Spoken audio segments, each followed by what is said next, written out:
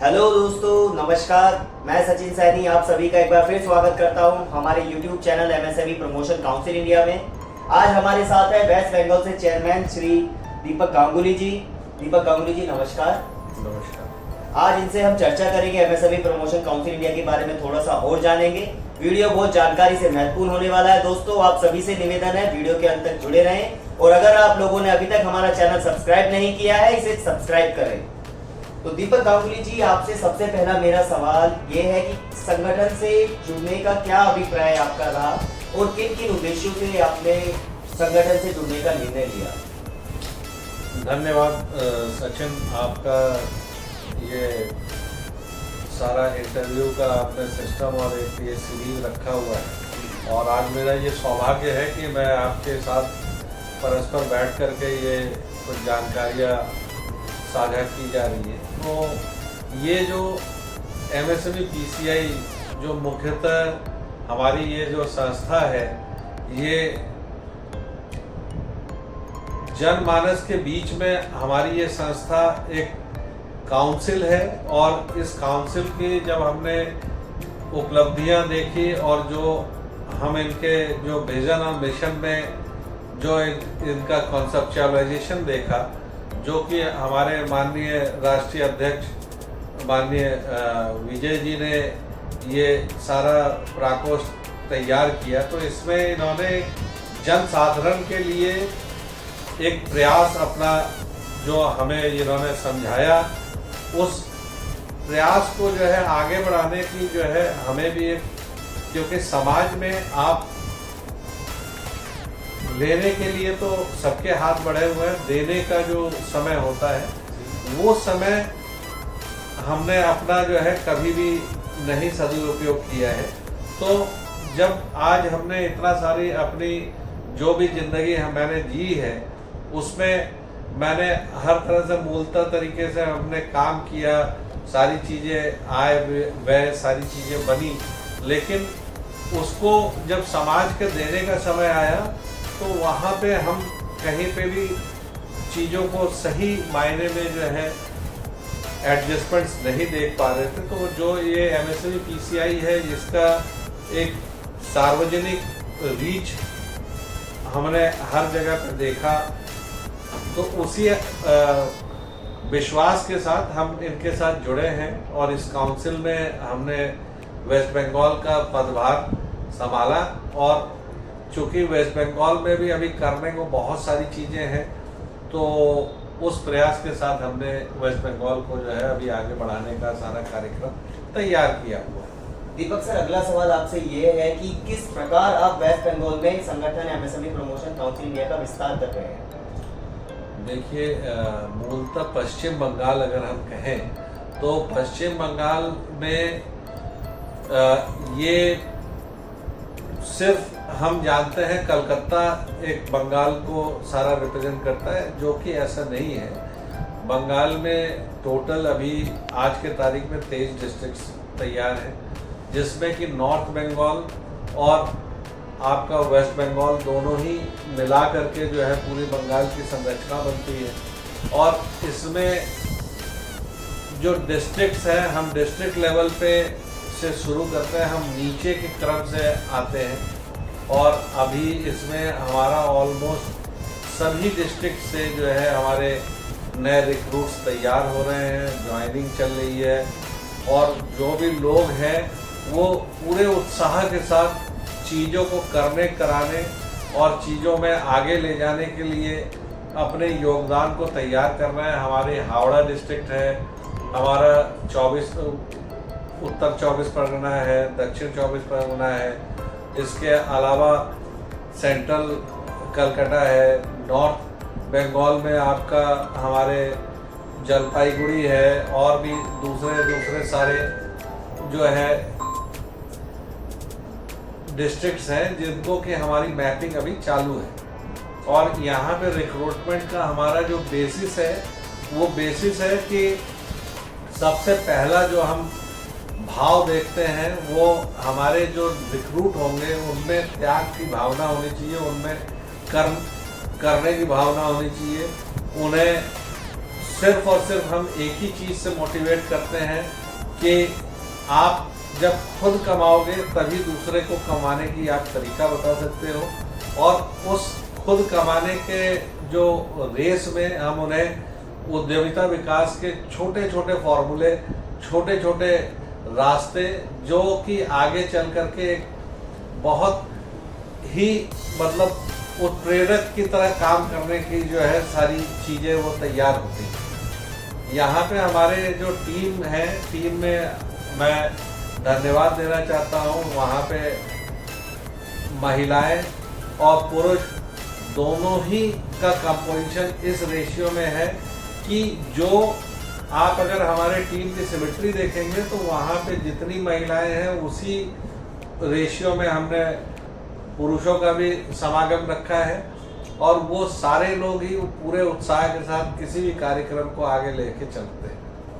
इसमें कठिनाइयाँ भी बहुत आई होंगी, तो मैं आपसे एक बार जानना चाहूँगा किन किन चुनौतियों को आपने सामना करना पड़ा है इसके संगठन के विस्तार के लिए सर?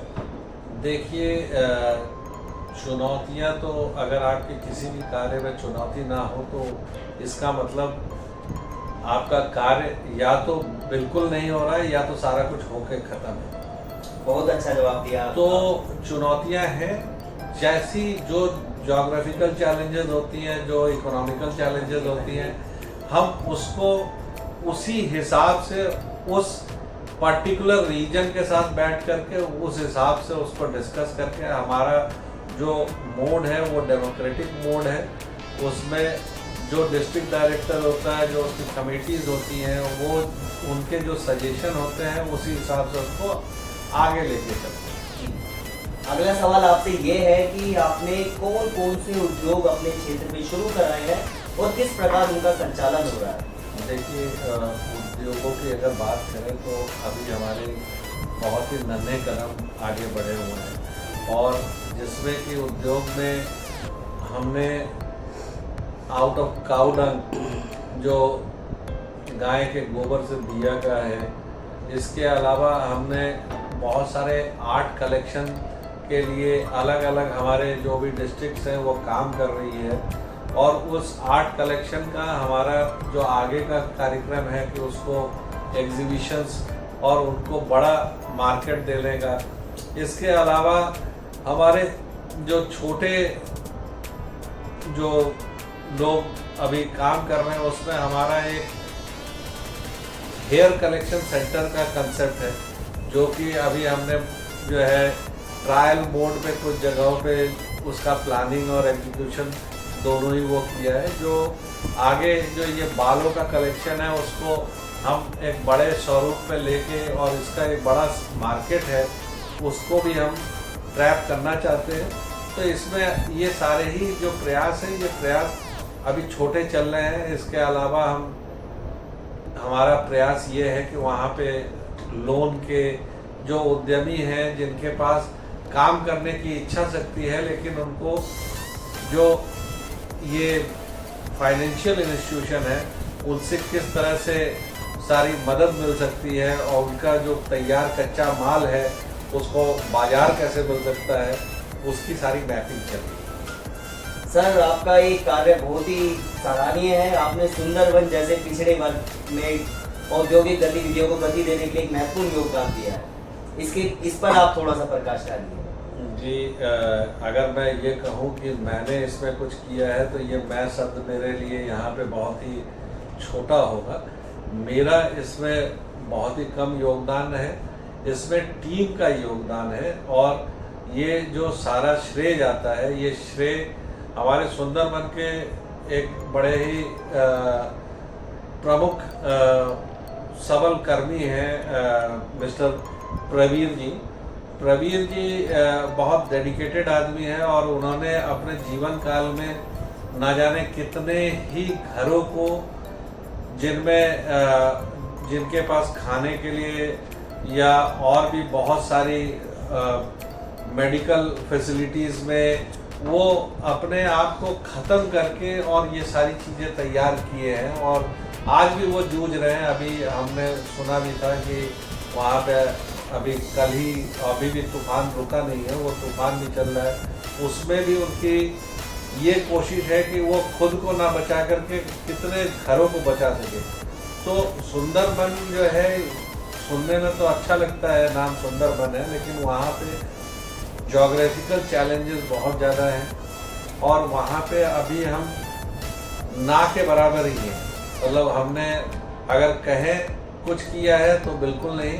अब प्रयास हम कर रहे हैं कि वहाँ पे चीज़ों को, और वो भी प्रयास हमारे कर्मठ प्रवीण जी के ही माध्यम से। प्रवीण मिश्रा जी जो है वहाँ के मतलब बहुत ही कर्मठ साथी हैं और उनके द्वारा ये सारी चीज़ें जो है तैयार, और उनके मतलब कर कमलों द्वारा ही ये कार्यक्रम आगे बढ़ रहा है वहाँ पे सुंदरबन का।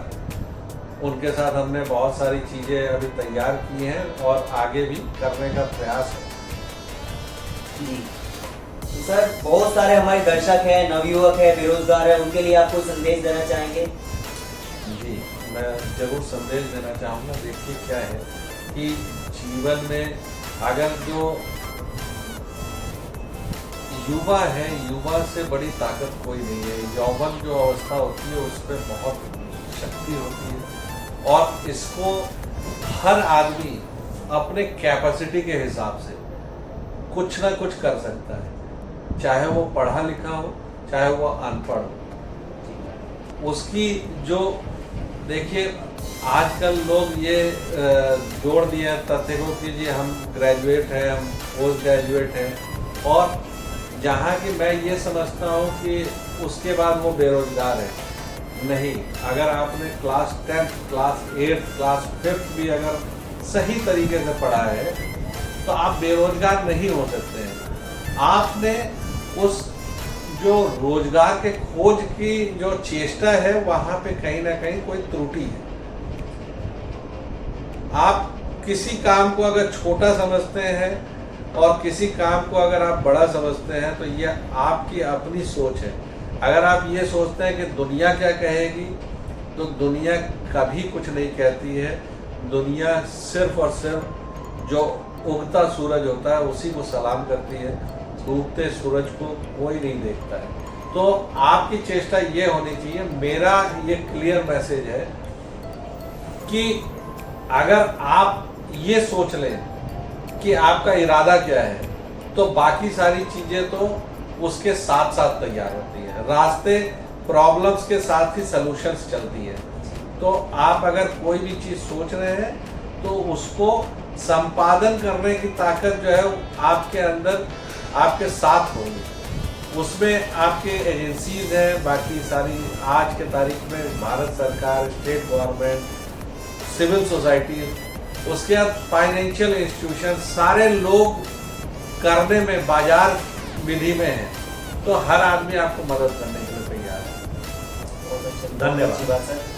तो दोस्तों, कैसी लगी आपको हमारी आज की वीडियो? हमें कमेंट करके आपके सवाल, आपके विचार जरूर बताएं और जुड़े रहिए हमारे YouTube channel MSME promotion council India से। यदि आपको कोई हेल्प चाहिए तो आप हमारे हेल्पलाइन नंबर पर भी कॉल कर सकते हैं। नंबर आपको डिस्क्रिप्शन में मिल जाएगा। मिलते हैं आप सभी लोगों से हमारी अगली वीडियो में। तब तक आप सभी का बहुत बहुत धन्यवाद।